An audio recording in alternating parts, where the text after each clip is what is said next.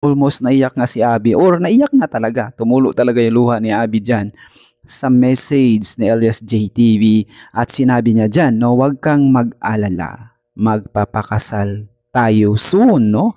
Magpapakasal sila mga paps. So ayan, kitang-kita nyo naman, napaka-emotional ni Abby habang nagsasalita si Elias JTV. So ito nga yung buong kwento, no mga paps, or buong video na yan na upload ni Mayang Smith. Anyway mga paps, bago mo nga pakinggan yung mensahe ni Elias JTV ay syempre kumuha ka muna ng tissue and for sure maiiyak ka talaga dito mga paps. So heto na nga at panoorin natin. Lang ng dragon.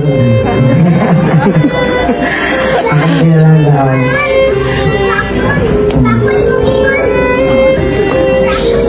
Salamat tayo sa imo ay sa pamansa.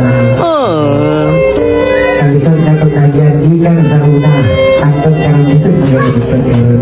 Pero nagpapilit iyakot ka sa akong kiliran. Dagang salamat sa kanunay nga pagsuporta.